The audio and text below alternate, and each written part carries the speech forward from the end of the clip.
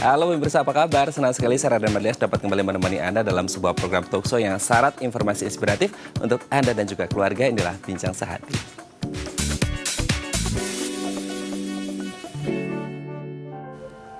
Ya pemirsa, saat ini di masa pandemi salah satu yang bisa kita lakukan untuk menangkal virus corona adalah memiliki imunitas yang baik. Nah, imunitas yang baik ini bisa didapatkan kalau kita memiliki gaya atau pola hidup yang sehat. Nah, salah satu pola hidup yang sehat yang sering kita dengar adalah vegetarian yang mengubah asupan kita dari produk hewani menjadi produk nabati seperti itu. Nah, sebenarnya apa itu vegetarian dan manfaatnya bagi kesehatan tubuh kita? Nah, inilah topik yang akan kita bahas hari ini, mengenal pola hidup vegetarian. Nah, sebelum kita membahas lebih mendalam tentang apa itu vegetarian, kita akan saksikan terlebih dahulu nih salah satu sosok yang sudah menerapkan pola hidup vegetarian. Dia adalah Helga Angelina Cahyadi. Seperti apa sosoknya? Ini dia.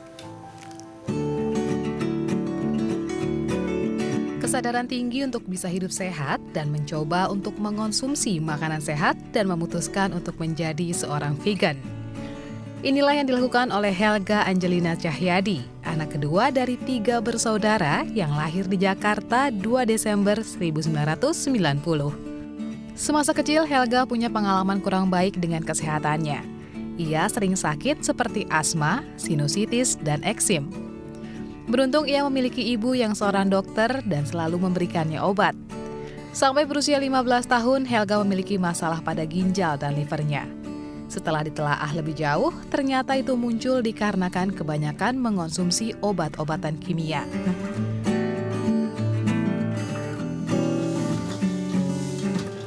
Menurut Helga, obat kimia itu pada dasarnya racun untuk mengobati bakteri atau virus yang ada di tubuh. Dari situlah Helga lantas mencari tahu dan belajar tentang nutrisi untuk kesehatan. Ia merasa letih harus merasakan sakit terus-menerus. Sampai kemudian akhirnya ia memutuskan untuk menjadi vegetarian yang sehat. Nah, itu dia tadi cuplikan profil dari Helga Angelina Cahyadi. Selanjutnya kita akan ngobrol-ngobrol lebih mendalam dengan Mbak Helga. Tetap bersama kami di Bincang Sehati.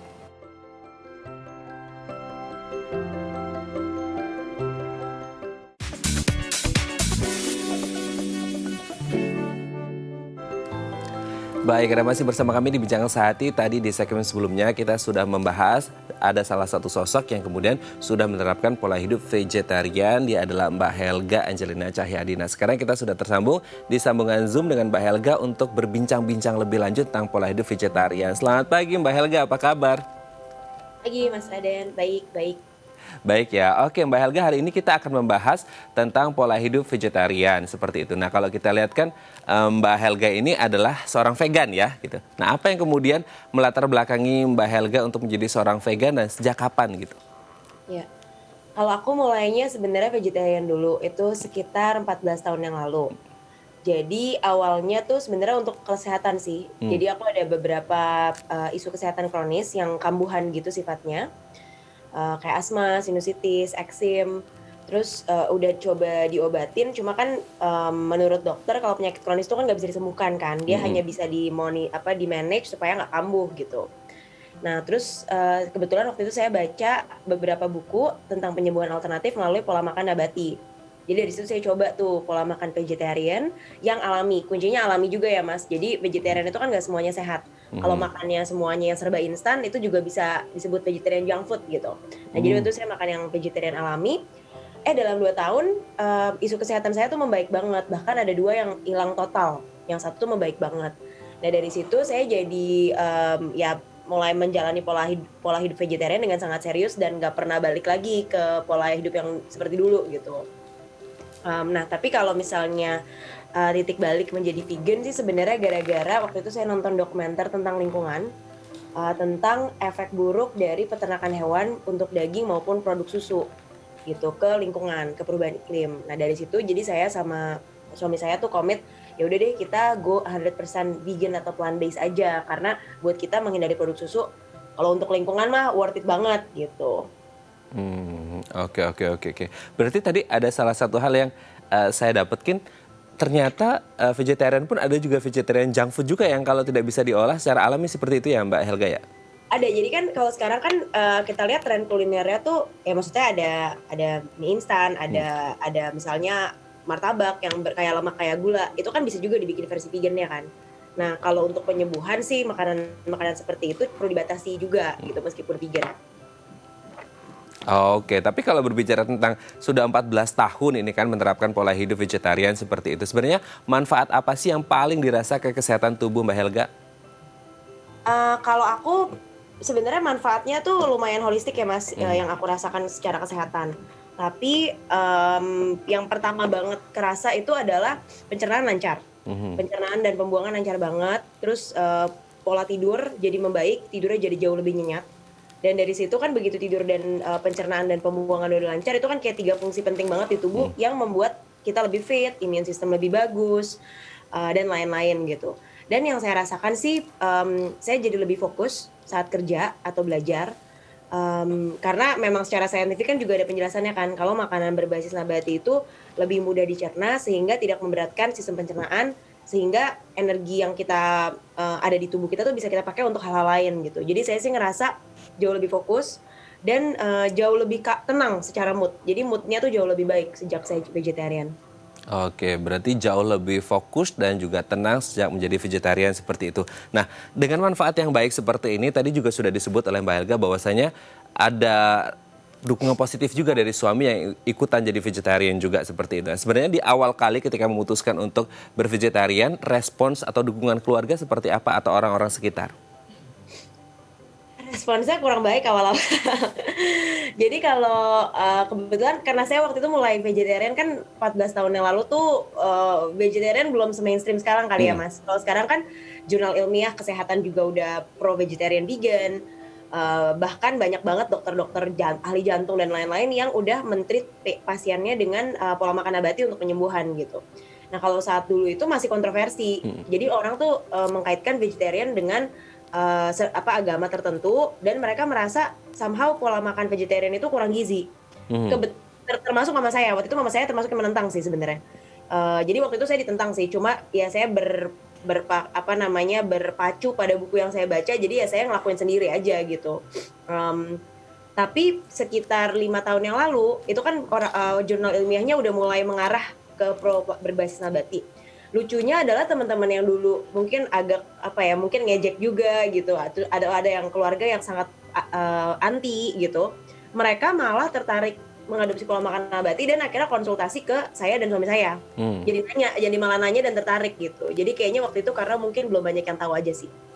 Belum banyak yang tahu sehingga akhirnya informasinya juga belum diserap dengan baik seperti itu ya, product knowledge tentang vegetarian itu sendiri. Tapi kalau berbicara tentang vegetarian nih saat ini ada kesulitan nggak untuk menemukan tempat-tempat yang menyediakan menu vegetarian seperti itu, apalagi kalau pas lagi jalan gitu sama suami keluar gitu, hangout gitu, itu susah nggak sih untuk menemukan tempat-tempat makan seperti itu? Gampang banget sekarang. Sejak 2 tahun lalu lah saya bilang itu gampang banget. Di setiap bagian dari Jakarta pasti ada restoran berbasis nabati. Dan misalnya nggak ada pun restoran vegetarian atau vegan, pasti restoran Indonesia atau restoran Chinese atau restoran Jepang pasti mereka bisa bikin menu yang vegetarian. Kita tinggal request doang. Tanpa bilang aja kita nggak mau pakai ayam, daging dan nggak mau pakai telur, nggak mau pakai apa gitu. Terus mereka pasti selalu ada kok menunya. Oke. Sejauh ini selama 14 tahun menjadi seorang vegetarian, ada nggak menu favorit gitu? Menu favorit banyak. Tapi menu favoritnya saya recreate di restoran saya sendiri. Oke, berarti ini menjadi menu favorit yang memang menjadi idola kesukaan selama menjadi seorang vegetarian atau seperti apa nih Mbak Helga? Jadi kan jadi saya sama suami saya tuh kenapa bikin restoran basisnya karena kita sama-sama suka makan kan. Maksudnya meskipun kita vegetarian dan vegan, kita sangat menikmati rasa yang enak, bold, makanan Indonesia gitu, dan makanan fusion juga western. Jadi ya pasti kita 14 tahun kangen juga makanan-makanan yang dulu kita makan gitu kan. Cuma kita berpikir gimana cara bikin itu lebih sehat dan dari nabati 100%. Jadi ya ada 14, pastinya kita perlu variasi lah di diet kita Mas. Oke, variasi dalam diet kita, dalam menu makanan pola asupan kita seperti itu ya. Tapi kalau melihat tadi kan trennya Mbak Helga bilang apalagi di Jakarta gitu ya, lebih spesifiknya kita bisa dengan mudah menemukan restoran-restoran vegan seperti itu atau kita bisa request. Berarti apakah ini menjadi pertanda bahwasanya pola hidup vegetarian sekarang sudah mulai diterima oleh masyarakat luas dan banyak diketahui? Udah banget. Maksudnya aku kan baca-baca data juga ya, Mas. Jadi data yang baru aku baca itu tahun lalu ada research dari Mintel kalau nggak salah. 42% kaum urban di Indonesia itu tertarik untuk mengadopsi pola makan nabati. Dari tertarik untuk mengadopsi pola makan nabati, kita nggak tahu nih berapa persen ya yang beneran melakukan. Tapi 42% orang tertarik loh, 4 dari 10. Menurut saya itu data yang wow banget, hampir setengah orang tertarik gitu. Dan kalau saya ngelihat observasi aja sih, kalau ini nggak data ya, tapi observasi dari lingkungan sekitar, banyak banget teman-teman saya yang dulu tuh kalau saya nanya, kok lu nggak makan ini sih Hel? Terus saya jelasin vegan apa. Sekarang justru mereka nanya, tertarik gitu. Kayak, Hel, lu sejak vegan ininya lu ganti apa? Proteinnya lu dapet dari mana? Lemak lu dapet dari mana? Masak ini pakai apa? Pengganti ini pakai apa? Jadi udah pasti knowledge mereka tuh udah jauh lebih tinggi tentang pola makan nabati dibandingkan dulu gitu. Karena dari kualitas pertanyaan yang saya dapat juga sih setiap ketemu orang baru. Oke, tapi ini yang kemudian sering terjadi nih di masyarakat kita nih Mbak Helga. Ketika orang ngomongin vegetarian gitu ya, memutuskan untuk vegetarian, pasti ada aja yang komentar gini, aduh kalau nggak makan daging kayaknya lemes deh gitu. Kayaknya selama ini karena kebiasaan makan daging gitu kan. Gimana kalau nanti nggak makan daging? Pasti lemes, nanti ada pertumbuhan yang terganggu, apalagi untuk anak-anak tumbuh kembangnya. Jadi banyak sekali hal-hal seperti itu, pasti Mbak Helga juga sering mendengarkan seperti itu. Nah gimana nih pendapatnya Mbak Helga? Kalau aku sih orang yang suka banget kalau misalnya memberikan argumen harus berbasis data, Mas. Karena tentunya kita harus mengutip jurnal ilmiah atau ahli-ahli yang memang sudah belajar dengan dalam tentang topik tersebut. Rata-rata orang yang ngomong kayak gitu pasti nggak belajar nutrisi. Karena kalau di ilmu nutrisi sendiri, kita bahkan research terbaru bilang bahwa kalau atlet-atlet yang mengadopsi pola makan nabati, recovery mereka lebih cepat, yang membuat mereka bisa latihan lebih sering dan less injured. Jadi terus sangat mungkin untuk atlet-atlet ini perform dengan sangat baik, mau itu bodybuilding, running, pokoknya any kind of sport dengan pola makan nabati. Bahkan itu memberikan mereka competitive advantage gitu, karena mereka imun sistem lebih baik, recovery lebih cepat, tidurnya lebih enak, dan itu sangat berpengaruh sama fitness level dari seorang atlet gitu. Jadi kalau ngomong makan daging, nggak makan daging itu lemes, itu tuh itu sangat tidak di backup sama jurnal ilmiah. Nah, cuma memang mungkin ada beberapa orang, ini tuh biasanya dari anekdot. Jadi ada orang mengadopsi pola makan vegetarian atau vegan tanpa research tentang nutrisinya mereka harus makan apa aja. Jadi mereka mengganti daging bukan dengan protein nabati yang sepadan. Misalnya kayak tempe, tahu, kacang-kacangan. Mereka gantinya misalnya dengan karbohidrat yang digoreng, misalnya perkedel, jagung. Ya tentunya kan gizinya seorang ini nggak seimbang. Saat gizi itu orang itu nggak seimbang, mau itu proses pola makannya nabati atau hewani, ya tentu saja orang tersebut akan sakit dan lemes gitu. Nah biasanya anekdot seperti ini yang digoreng, dibilang ke orang-orang, oh kalau misalnya vegetarian jadi lemes, oh kalau vegetarian gue jadi sakit. Padahal mereka tidak melakukan pola makan nabati tersebut dengan pola makan atau gizi yang seimbang. Jadi itu yang saya lihat banyak banget terjadi. Nah kedua, sebenarnya riset yang paling baru adalah dari Harvard, ini bilang kalau misalnya kita mengganti daging merah dengan kacang-kacangan kayak kacang merah, tempe, tahu gitu, kita bisa menaikkan longevity atau memperpanjang, mengurangi resiko kematian dini sampai dengan 13%. Itu menurut saya juga lumayan siapa sih yang nggak mau mengurangi resiko kematian ini dari penyakit kronis gitu kan. Dan ternyata research-nya udah jelas bahwa yang perlu kita lakukan salah satunya adalah mengganti daging merah dengan protein nabati gitu. Jadi sebenarnya jurnal ilmiahnya sih udah sangat pro pola makan nabati ya, tapi memang dari jurnal ilmiah sampai dimengerti sama masyarakat urban atau awam itu yang butuh waktu sih menurut saya gitu. Oke, jurnalnya sudah ada, tinggal kita mau baca atau enggak dan waktunya. Oke, Gitu. terakhir mungkin Mbak Helga nih, apa yang disampaikan untuk teman-teman yang sekarang lagi coba-coba atau ada niatan untuk menjadi seorang vegetarian, apa yang harus disemangati dan bagaimana caranya tips untuk menjadi seorang vegetarian yang tetap konsisten seperti Mbak Helga? Ya, jadi yang pertama adalah sebenarnya menurut saya dua yang paling penting, tiga lah ya, motivasi, pengetahuan sama peer support. Jadi kalau pengetahuan, motivasi dulu lah. Orang itu mau jadi pola makan nabati kenapa? Biasanya kan rata-rata ada alasan kesehatan, ada alasan lingkungan, ada alasan etik. Yang penting motivasinya strong dulu. Karena kalau kita motivasinya hanya ikut-ikutan orang, pasti kita gampang bosen, gampang menyerah. Cuma kalau kita motivasinya kuat dari dalam diri, pasti kita akan lebih nggak menyerah lah. Kita akan lebih konsisten menjalankan sesuatu. Ini kan berlaku untuk semua hal gitu ya. Nah yang kedua pengetahuan. Kalau pengetahuan ini penting untuk teman-teman tuh punya critical thinking. Kalau dengerin orang ngomong harus cari orang yang memang ahli di bidangnya. Misalnya dengerin tentang nutrisi, jangan dengerin orang yang hanya punya follower banyak di Instagram tapi sebenarnya nggak belajar nutrition gitu. Karena banyak juga nih kita dengar katanya tapi katanya siapa itu kita nggak bisa validasi gitu. Jadi pastikan belajar dari sumber yang terpercaya.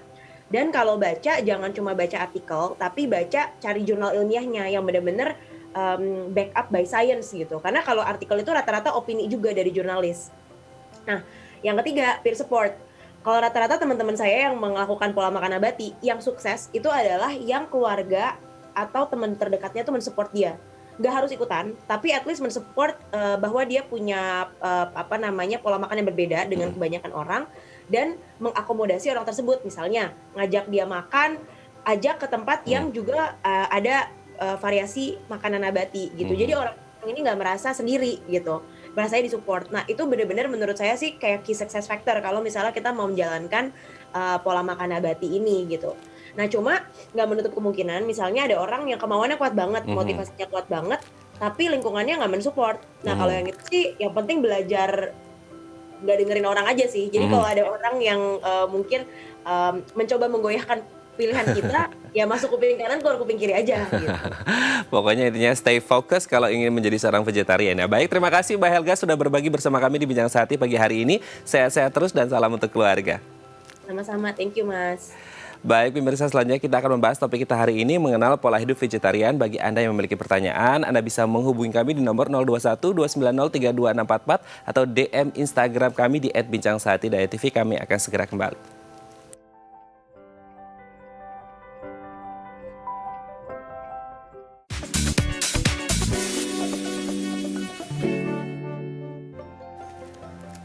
Baik, Anda masih bersama kami di Bincang Sehati dan kita masih membahas topik kita hari ini mengenal pola hidup vegetarian. Bagi Anda yang memiliki pertanyaan, Anda bisa menghubungi kami di nomor 021 290 32644 atau DM Instagram kami di @bincangsehati.tv. Telah hadir bersama kami di studio Bincang Sehati Dr. Susianto Seng, Presiden World Vegan Organization. Selamat pagi, Dokter. Pagi, apa kabar? Baik. Oke dok, hari ini kita akan membahas tentang mengenal pola hidup vegetarian seperti itu. Tadi kalau di segmen sebelumnya kita sudah ngobrol sama Mbak Helga, sebenarnya jurnal penelitian tentang vegetarian itu sudah banyak. Bagaimana kemudian manfaatnya sangat baik untuk kesehatan tubuh kita seperti itu ya. Nah, tapi kan mungkin sekarang orang belum banyak membaca seperti itu. Ini by proses mungkin nanti ya dok ya, untuk kemudian orang lebih paham tentang apa itu produk knowledge tentang vegetarian. Tapi kalau boleh di-share ke kita, sebenarnya pola hidup vegetarian itu seperti apa dok?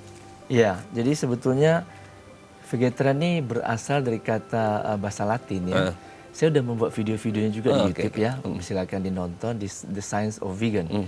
Jadi salah satu video pertama saya mengulas dari mana sih kata vegetarian. Nah ini terjadi salah kaprah di masyarakat. Dipikir dari kata Inggris yang dari kata vegetable. Sehingga konotasinya vegetarian itu cuma makan sayur gitu. Itu salah ya. Jadi vegetarian berasal dari kata Latin yang dari kata vegetus, yang artinya bukan sayur ya, tapi artinya adalah semangat sehat dan kuat gitu. Jadi totally difference gitu.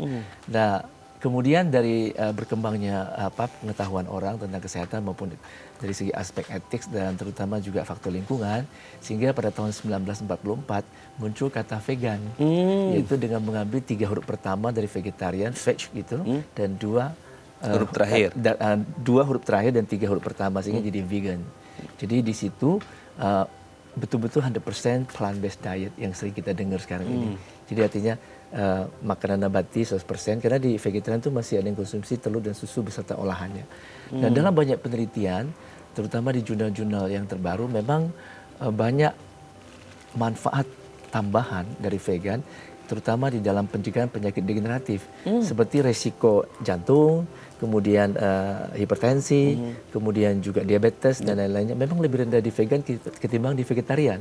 Apalagi dibandingkan omnivora itu lebih tinggi lagi.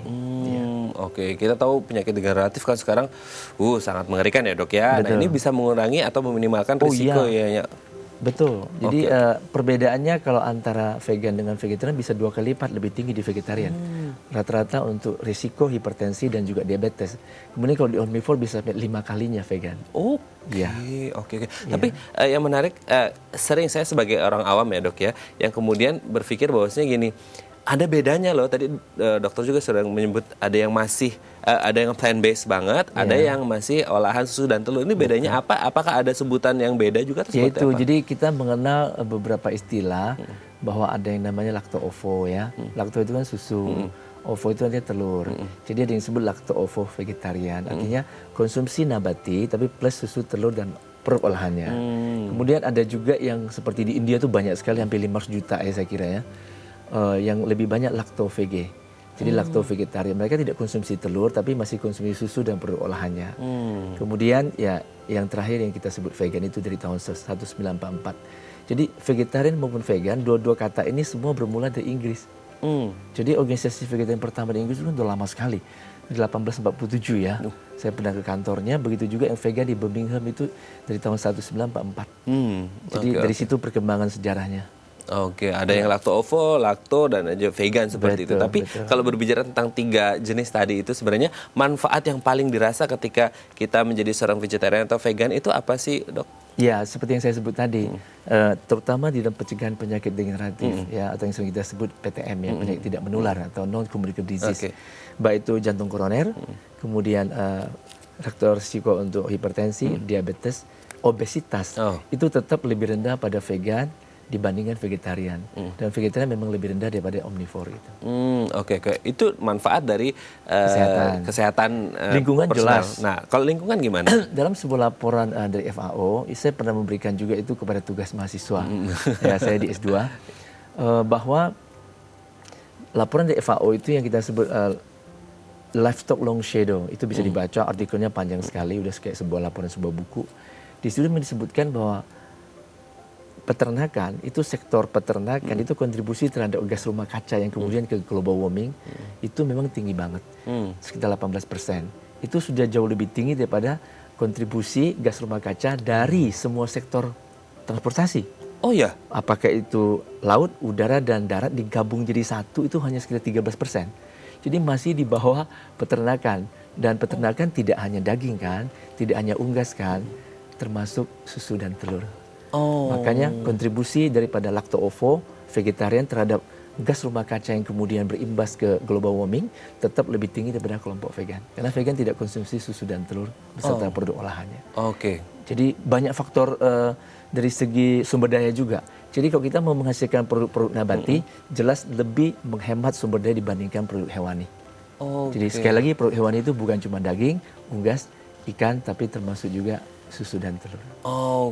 Ini tadi kita sudah tahu efek dampaknya ke kesehatan tubuh dan juga ke lingkungan seperti itu. Dan dampaknya sangat luar biasa besar. Yang saya pikir sektor transportasi atau industri paling itu menyumbang emisi yang paling tinggi. Ternyata emisi gas rumah kaca justru terbesar dari peternakan. Dibandingkan dengan dari faktor sektor transportasi lebih tinggi peternakan. Lebih tinggi peternakan. Yang kita lihat kalau di Jakarta kayaknya luar biasa, transportasi menyumbang emisi sangat luar biasa. Ternyata peternakan jauh lebih tinggi seperti itu ya dok ya. Tapi kalau kita berbicara berarti dengan dampak yang sangat luar biasa baik ke kesehatan tubuh kita dan juga lingkungan. Sebenarnya kalau lihat di Indonesia, katakanlah kita lebih skopnya di Indonesia aja dulu dok. Yang jenis mana yang paling banyak di Indonesia? Lacto-ovo, lacto atau vegan? Sebenarnya bukan cuma di Indonesia, seluruh dunia sama. Seluruh dunia? Tetap lebih tinggi yang lacto-ovo. Lacto-ovo. Ya, tapi sebetulnya kalau kita mau ringan tetap lacto paling tinggi. Karena kalau kita sekarang bisa prediksi, sekitar 10% dunia itu sudah vegetarian dan vegan. Jadi sekitar 700 jutaan. Dan itu 500 jutaan sudah di India. Dan rata-rata di India tipenya memang adalah kelompok vegetarian lacto. Karena mereka memang tidak konsumsi telur. Jadi dia bukan lacto-ovo. Dan sebagian besar sekarang memang sudah beralih ke vegan. Dan memang di tahun-tahun terakhir ini perkembangan vegan lebih pesat. Kenapa? Karena itu faktor tadi itu lingkungan maupun kesehatan orang lebih aware ya, terutama juga termasuk masalah etika. Jadi faktor ethical itu juga penting sekali membuat orang kenapa shift ke atau upgrade lah istilah saya dari vegetarian ke vegan. Nah yang menarik adalah seperti di laporan terakhir ada sebuah sensus gitu ya di Amerika, usia produktif dari 17 sampai 35 tahun penduduk Amerika itu 25%-nya adalah vegan. Jadi mereka banyak sekali yang shift upgrade ke vegan, yang mungkin tadinya vegetarian atau yang tadinya sama sekali omnivore langsung berubah menjadi vegan. Jadi 1/4 dari penduduk Amerika yang berusia produktif dari 17 sampai 35 tahun itu sudah menganut pola makan vegan. Di Amerika Serikat 17 sampai 35 tahun usia produktif 25%-nya sudah menganut vegan seperti itu. Betul. Nah, berarti pertanyaannya adalah kemudian di usia berapa, Dok, yang kira-kira ideal untuk memulai pola hidup vegetarian? Apakah mulai dari kecil sudah boleh dan bisa atau seperti apa sih? Baik vegetarian maupun vegan itu semua bisa dimulai dari setiap tahap kehidupan. Jadi ini bukan istilahnya pendapat kita pribadi. Kita juga banyak penelitian tentang kesehatan, baik itu anak-anak bahkan balita ibu hamil di Indonesia ya. Tetapi ini adalah pernyataan dari lembaga-lembaga kesehatan dunia, katakanlah dari ADA, American Dietetic Association, kemudian juga yang terakhir dari AND ya, jadi Academy of Nutrition and Dietetic. Mereka semua menyatakan bahwa pola diet nabati ataupun yang tidak nabati full seperti yang kita sebut tadi vegetarian yang masih konsumsi produk olahan, telur susu yang masih termasuk hewani kan, itu semua bisa dimulai dari semua tahap kehidupan, mulai dari ibu hamil, kemudian ibu menyusui, kemudian juga bayi yang baru lahir, otomatis dia dalam kandungan ikutin mamanya dong. Begitu lahir juga dikasih konsumsi nabati, kemudian sampai dia usia prasekolah, kemudian usia sekolah, teenager, remaja, kemudian dewasa, sampai lansia, bahkan sampai atlet. Ya, jadi banyak video-video sekarang yang dibuat untuk menyampaikan secara kampanye ya, boleh dibilang campaign kampanye, tapi sangat berbasis ilmiah. Jadi betul-betul scientific based, bukan hanya sekedar pendapat-pendapat pribadi. Dan itu tentunya didukung banyak sekali jurnal-jurnal penelitian yang terakreditasi. Jadi tidak sembarangan. Seperti kayak masalah daging mencetus kanker kolon, itu pernyataan dari WHO loh itu. Ya, bukan sembarangan institusi. Gitu.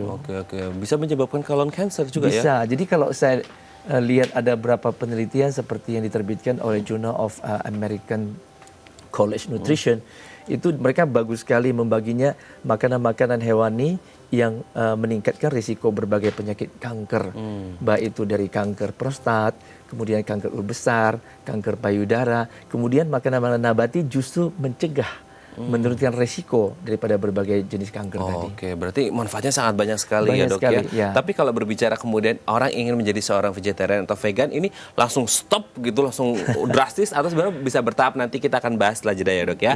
Baik pemirsa, bagi Anda yang memiliki pertanyaan, Anda bisa menghubungi kami di nomor 021 290 32644 atau DM Instagram kami di @bincangsaati.tv. Kami akan segera kembali.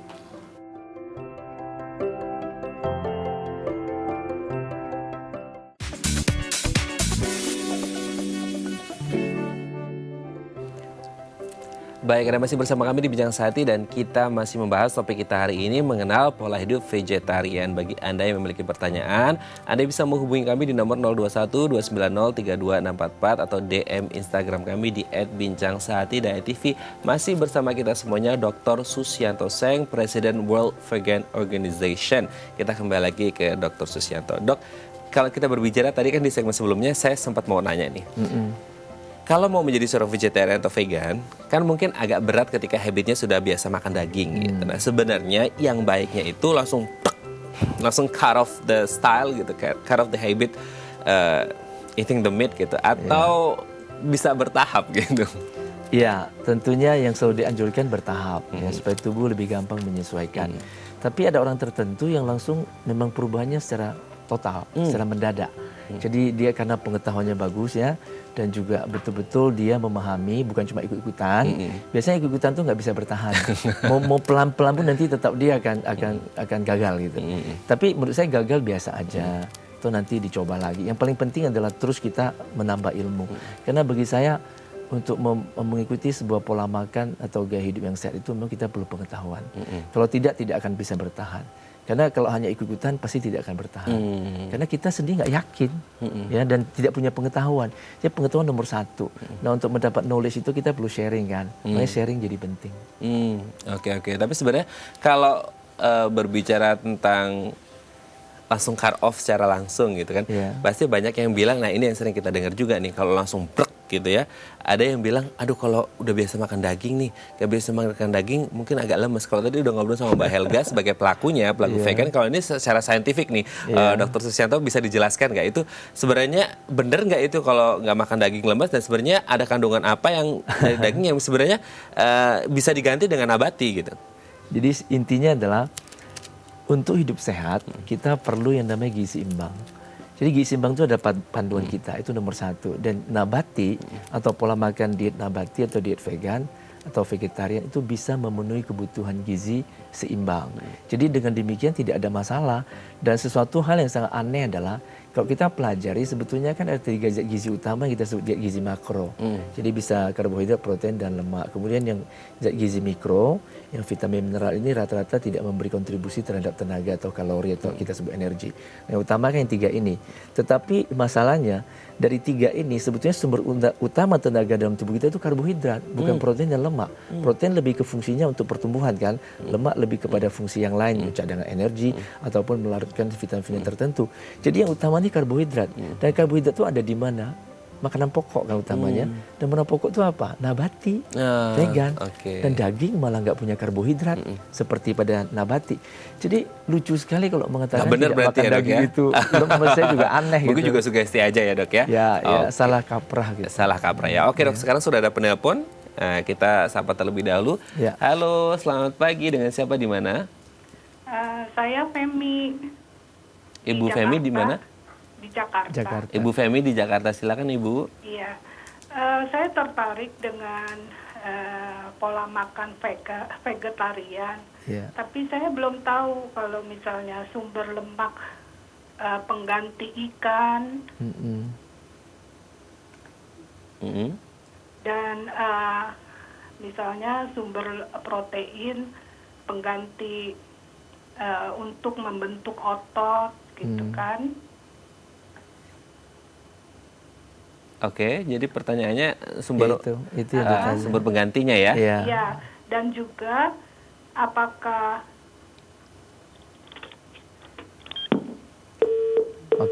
Oke, mungkin sudah jelas dari Bu Femi ya, sumber makanan pengganti untuk ikan, daging, dan lain sebagainya. Nah, ini juga menjadi salah satu hal yang ada di jurnal dan bisa kita baca sebenarnya untuk penggantinya supaya tidak ada kata-kata lemes-lemes tadi ya dok ya. Gimana nih dok? Ya, jadi kan seperti yang saya sampaikan tadi, kalau kita bisa mengikuti pola makan yang disebut gizi seimbang, maka kita bisa memenuhi semua kebutuhan tubuh kita untuk hidup sehat dan tubuh normal ya. Dan tentunya tadi saya akan membuat sebuah statement yang penting bahwa dari berbagai penelitian selama ini baik dilakukan oleh luar negeri maupun kita di Indonesia bahwa gizi seimbang itu bisa dipenuhi dengan diet nabati. Jadi sekali lagi saya tekankan, gizi seimbang bisa dipenuhi dengan diet nabati atau diet vegan atau plant-based diet.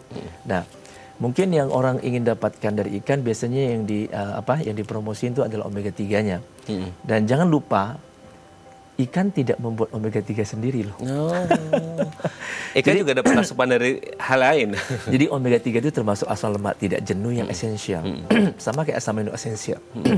Itu artinya tidak bisa dibuat atau diproduksi oleh tubuh kita.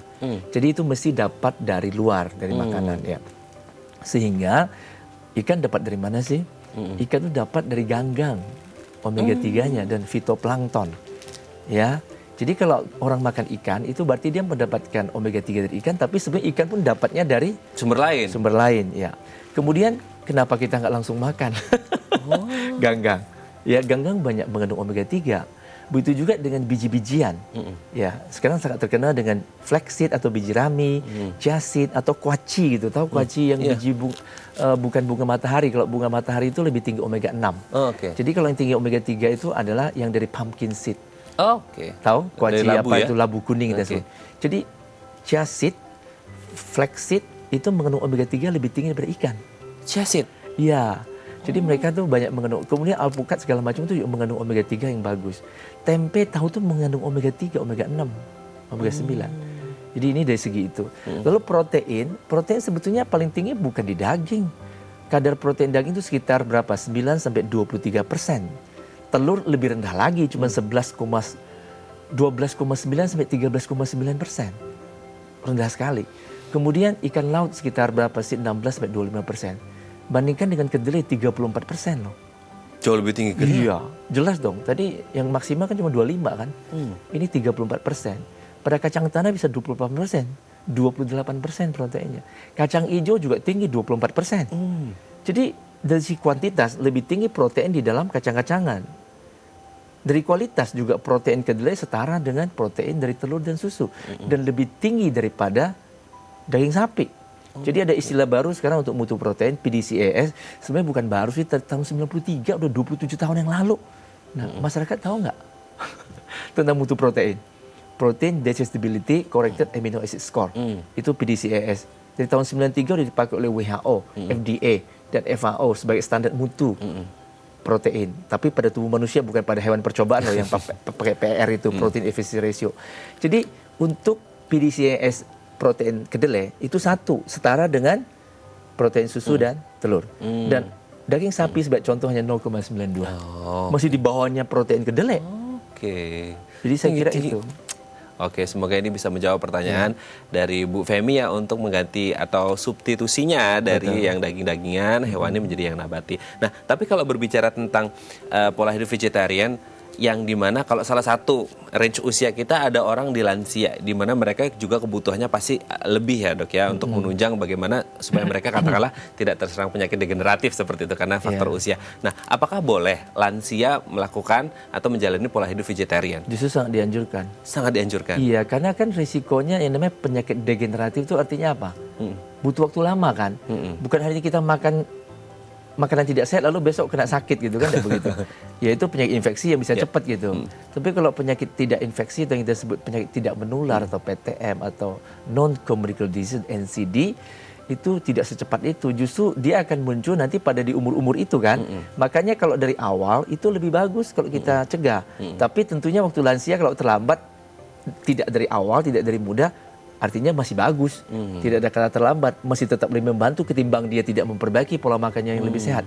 Jadi sebetulnya kan faktor-faktor penyakit itu kan ada yang kita sebut faktor risiko. Dan kebanyakan pasti yang degeneratif itu bisa dari kolesterol. Kemudian juga bisa lemak jenuh. Dan lemak jenuh lebih banyak di hewan. Di tumbuhan lebih banyak tidak jenuh. Kenapa yang jenuh berbahaya? Karena dalam tubuh bisa menaikkan kolesterol jahat LDL. Sedangkan yang tidak jenuh, yang banyak di tumbuhan, malah dalam tubuh menurunkan LDL, kolesterol jahat. Jadi beda banget loh antara jenuh dan tidak jenuh. Jadi lemak jenuh lebih banyak di hewan, lemak tidak jenuh lebih banyak di nabati, makanya disebut lemak baik.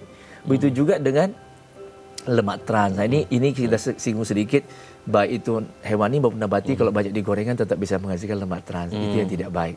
Jadi ini yang kita sebut mungkin junk food itu. Jadi ini perlu diperhatikan. Kemudian juga serat. Serat itu kan bisa turunkan kolesterol juga, bisa turunkan gula darah, bisa turunkan trigliserid, dan bisa mencegah kanker kolon terutama. Dan serat itu hanya di tumbuhan, hanya di nabati. Daging nggak ada serat loh. Tahu kan serat fiber? Daging nggak ada serat, ayam nggak ada serat atau unggas yang lain. Seafood termasuk ikan nggak ada serat, telur susu nggak ada serat. Tapi mereka semua mengandung kolesterol, lemak jenuh yang tinggi. Sedangkan di nabati tidak ada kolesterol, termasuk durian sama santan kelapa tuh nggak ada kolesterol, tapi mereka punya lemak ya. Kemudian serat mereka punya semua, kacang-kacangan punya serat, sayur-sayuran punya serat, buah-buahan punya serat, biji-bijian punya serat, jamu-jamuran punya serat, umbi-umbian juga punya serat. Kalau telur? Telur nggak ada serat, pokoknya semua hewani nggak ada serat. Oke. Berarti lansia juga tidak dianjurkan untuk makan telur juga kalau mau vegetarian? Iya, kalau dia mau vegetarian, mau vegan ya tentunya tidak konsumsi itu kan. Dan memang itu faktor risiko memang untuk penyakit karena tinggi kolesterol, tinggi lemak jenuh. Dalam tubuh tetap yang menghasilkan kolesterol kita ini kan memang bukan cuma kolesterol dari yang kita makan. Tetapi juga termasuk lemak jenuh yang dalam tubuh akan jadi kolesterol juga, termasuk lemak trans. Jadi ada 3 faktor utama ini sebetulnya menentukan level kolesterol tubuh kita. Jadi jangan bilang kolesterol di dalam makanan tidak mempengaruhi level kolesterol tubuh, tetap berpengaruh. Cuman bukan hanya dia. ada faktor lain lagi. Faktor yang lainnya. Yaitu. Oke dok, ini sekarang sudah ada DM Instagram, kita coba lihat, kita baca di layar terlebih dahulu dok. Ini dari @elizabeth_rv. Apakah ada penyakit-penyakit tertentu yang dilarang untuk melakukan vegan, misalnya asma atau gagal ginjal? Enggak. Justru dalam penelitian-penelitian terbaru, justru pasien-pasien gagal ginjal itu cukup bagus diberikan diet nabati dibandingkan yang hewani. Oke, Dia lebih stabil, lebih bisa terkontrol. Jadi tidak ada ya? Kondisi ginjalnya. Itu ada jurnalnya. Oke, semoga ini bisa menjawab pertanyaan dari pemirsa Daya TV yang sudah bertanya. Dok, nanti di segmen selanjutnya kita akan membahas manfaat-manfaat terbesar dari mengonsumsi sayuran atau buah-buahan di luar produk-produk hewani ya dok ya. Baik, pemirsa, bagi Anda yang memiliki pertanyaan, Anda bisa menghubungi kami di nomor 021-290-32644 atau DM Instagram kami di @bincang-sehati Daya TV. Kami akan segera kembali.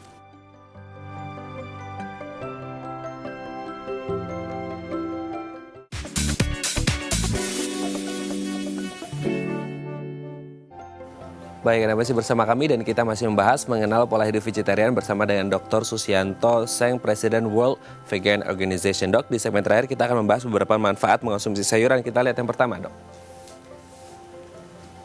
Baik untuk pencernaan. Ya. Ini berarti memang manfaatnya memang baik seperti tadi kita sudah sebutkan di awal ya dok karena ya. ada mengandung serat dan juga enzim-enzim pencernaan. Itu yang dibutuhkan yang tidak dari daging ya. Dan memang dia lebih gampang dicerna daripada hewan. Oke, selanjutnya. Berat badan jadi ideal. Ini yang dibutuhkan terutama untuk perempuan. Karena kalorinya lebih rendah memang. Oke, berarti kalorinya lebih rendah jadi berat badan bisa jauh lebih ideal gitu ya. Oke, jadi jangan takut untuk makan sayur. Mencegah hipertensi. Nah, ini salah satu penyakit yang ditakuti gitu ya, Benar dok ya. sekali. Tadi saya udah bilang kan hipertensinya faktor risikonya juga bisa kena kolesterol ya, bisa garam. Tentunya kita juga harus diet yang seimbang. Jangan sampai banyak garam juga walaupun sudah nabati gitu. Oke, degeneratif juga ini ya. Selanjutnya, wajah tampak cerah dan muda karena memang kandungannya banyak baik ya. antioksidan dan fitokimia yang ada di tumbuhan. Dan namanya fitokimia. Fito artinya tumbuhan. Hanya ada di tumbuhan, tidak ada di hewan. nah, itu satu kata kuncinya, fitokimianya ada di tumbuhan karena fito Itu itu yang tumbuhan. bikin, ya. Oke. Terakhir, redakan stres. Nah, berarti mengonsumsi sayuran juga bisa meredakan stres. Ya, salah satu karena pengaruh di pencernaan juga, karena lebih mudah kan. Jadi nggak terlalu beban. Dan itu akan membawa kepada tubuh kita juga. Dan kalau kita kaitkan dengan aspek dari segi etik ya tentunya pasti lebih tidak stres. Oke dong. Kalau kita berbicara tentang ini kan manfaatnya banyak banget nih. Salah satunya adalah sayuran yang menjadi satu menu makanan vegetarian atau vegan seperti itu yang bisa meningkatkan kesehatan. Nah, kalau kita berbicara tentang vegetarian dan ada kaitannya dengan kesehatan, kesehatan itu identik dengan imunitas. Nah, salah satu hal yang kita hadapi di pandemi COVID-19 saat ini adalah selalu digaungkan. Sekarang save yourself dengan meningkatkan imunitas. Nah, apakah kemudian pola hidup vegetarian yang makan-makan sehat ini juga bisa meningkatkan imunitas supaya kita bisa setidaknya faktor internalnya dulu kita jaga dengan imunitas, eksternalnya ya protokol kesehatan ini bisa meningkatkan imunitas. Iya, saya bagi dua dengan external prevention yang tadi protokol kesehatan dan internal prevention pencegahan internal. Salah satunya yang penting memang imunitas tubuh karena itulah salah satunya yang bisa melawan bibit penyakit ataupun kuman penyakit.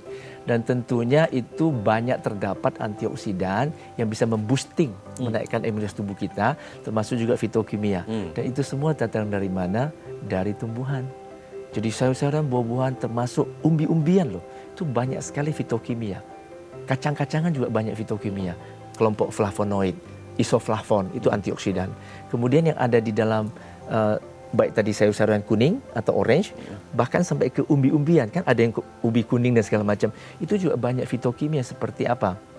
Kelompok karotenoid, jadi beta-karoten. Jadi dalam tubuh jadi vitamin A, vitamin C tinggi sekali di buah-buahan sayur-sayuran, kemudian juga vitamin E banyak di kecambah, biji-bijian, seed ya, dan kemudian vitamin D kan kita dapat gratis dari sinar matahari yang bisa merubah kolesterol dalam tubuh kita jadi vitamin D. Dan ini semua adalah antioksidan yang bisa menaikkan daya tahan tubuh kita. Dan itu bagus sekali di masa COVID ini kita konsumsi untuk melawan COVID. Karena kan COVID akan terlawan kalau imunitas kita juga baik ya. Betul. Dan salah satunya bisa dari antioksidan yang kita dapat dari sayur-sayuran, buah-buahan dan tinggi banget kadarnya di dalam nabati. Oke, tinggi sekali yang untuk menangkal itu sendiri. Betul. Nah, berarti kalau yang sekarang mungkin kita berbicara tentang orang-orang yang mau belajar untuk mulai menjadi seorang vegetarian yang bertahap, mungkin nanti in the end of the day-nya mereka jadi seorang vegan. Apa yang harus dipersiapkan sih, Dok? Bagi saya adalah dia harus punya pengetahuan dulu. Jadi kalau dia nggak punya pengetahuan, dia harus baca. Atau ikutilah komunitas kayak kita punya IVS, punya VSI, bahkan punya WVO ya yang dunia. Jadi kita saat ini sudah beberapa puluh negara yang tergabung dalam WVO. Kalau Indonesia kita punya IVS, punya VSI lah, ya Indonesia Vegetarian Society atau Vegan Society of Indonesia atau WVO World Vegan Organization. Ikutinlah kegiatan-kegiatan mereka itu sehingga bisa mendapat ilmu dan juga pada komunitas itu kan bisa saling belajar. Nah, termasuk belajar masak kalau mau nggak punya pengetahuan masak nabati. Jadi di situ banyak sekali yang bisa kita dapat. Dan juga tentunya sesama vegetarian ataupun vegan bisa saling mendukung gitu. Saling memotivasi. Saling memotivasi Betul, juga itu ya. penting. Manusia kan makhluk sosial ya. Betul. Jadi dia Politik perlu pun harus ya. selalu dapat dukungan. Betul. Bagaimana kemudian ketika ada orang lain yang menggempur kita, apa yang harus kita lakukan? Nggak usah ditanggapin sih menurut saya. Yang paling penting kita mengerti, cukup. Ya, kalau memang sudah lebih punya pengetahuan ya silakan share kepada orang yang memang tidak mengerti. Tapi omongan mereka tidak benar gitu loh. Karena kita sudah banyak bukti ilmiah. Jadi kenapa kita mesti repot? Kenapa kita mesti khawatir? Justru kita kasihan mereka yang tidak mengerti gitu. Gitu. Oke, sebaiknya kalau kita mau mulai nih dok, sebagai seorang ya baru gitu ya, itu lebih baik kita ngolah sendiri makanannya atau seperti apa? Tentu lebih baik ya. Tapi kalau ada orang nggak punya waktu ya silakan, sekarang udah banyak tersedia. Survei kami dari IVS sekarang udah hampir 2.000 lebih loh rumah makan besar kecil vegetarian vegan di Indonesia. Tapi masih kalah jauh dengan di luar negeri. Taiwan tuh ada sekitar belasan ribu. Ya. Tapi kita catch up-nya cepat kok. Berarti nggak apa-apa. Maksudnya kita ngeracik-racik sendiri. Tentunya sebaiknya masak sendiri, memang itu yang terbaik. Tapi untuk takaran-takarannya ada khusus nggak kalau misalnya kita mau masak sendiri? Takaran apa ya? Takaran yang pas untuk asupan kan tadi kan ada Oh, substitusinya. maksudnya porsinya. Yeah. Nah ini panduan dari gizi seimbang itu sebenarnya dari pemerintah udah cukup jelas. Dulu pakai porsi, banyak orang nggak ngerti satu porsi satu berapa sih. Sekarang pakai bagian yang kita sebut isi piringku. Kita nggak ada waktu untuk bahas itu, tapi saya singkat aja. Sepertiga dari piring kita itu isinya makanan pokok dan tidak wajib makan nasi. Ikutin itu aja, gampang. Sepertiga lagi sayur-sayuran. Jadi makan sayur tidak cukup 2 helai ya, mesti sepertiga isi piring kita. Lalu 1/6 lagi adalah buah-buahan. Tidak cukup hanya sepotong kecil makan buah, nggak cukup. Sayur buah tidak wajib sayur import, buah import. Buah lokal juga bagus gizinya, sayur lokal juga bagus. Tapi variasi kalau bagus, sehingga bisa memenuhi kebutuhan gizi. Karena tidak ada satu makanan single atau tunggal yang bisa memenuhi kebutuhan gizi kita. Lalu sisa 1/6 lauk pauk. Lauk pauk kita bisa semua nabati, nggak masalah. Tadi sudah bahas kan, tempe, tahu, kacang-kacangan, sari kedelai itu lebih tinggi daripada protein hewani kok. Semoga ini bisa menjadi ilmu pengetahuan dan yang mau jadi seorang vegetarian atau vegan bisa mulai dari sekarang. Karena panduannya itu aja singkat, isi piringku. Oke, baik, terima kasih Dr. Susianto sudah hadir di Bincang Sate hari ini. Semoga semakin banyak yang melakukan pola hidup vegetarian. Sehat terus dan salam untuk keluarga di rumah. Baik pemirsa, bagi Anda yang memiliki kritik dan saran, Anda bisa menghubungi kami di nomor 0889 8100 5000 atau bisa follow media sosial kami di @bincangsaati.tv. Saya Raden Madlias pamit, sampai jumpa dan selamat beraktivitas.